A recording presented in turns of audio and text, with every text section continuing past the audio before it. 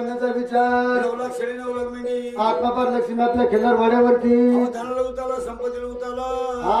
आम्हाला संपत परंतु पोटी नाही संतता काय करता वृद्ध संपत असू रंगमान सोना दिसतोय का बालका वाचू आपल्या जर पोटी एखादं बालक असतं धनाला धनी झाला असतं आणि आपल्या वंशाला द्यावं लागलं. वंशाला देवा लागला असता पण एकटी म्हणले कावळ्याचं जल कावळ्याचं किती झाडच आहे हा अरे काऊच खाऊचं खाऊच नाही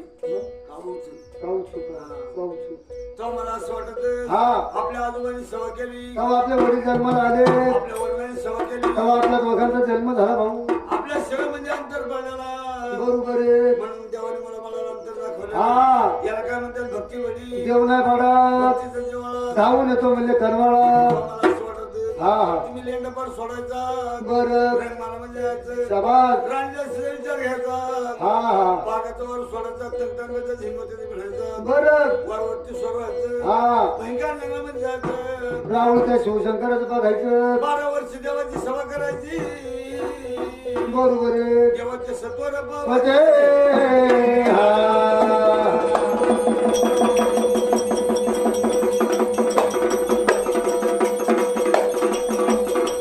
देवसत्वरे पावती देवसत्वरे पावती आहे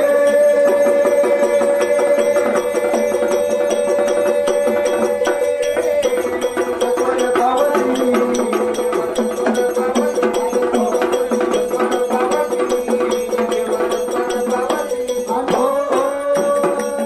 सांगितलं म्हणजे धाकट्या बांधून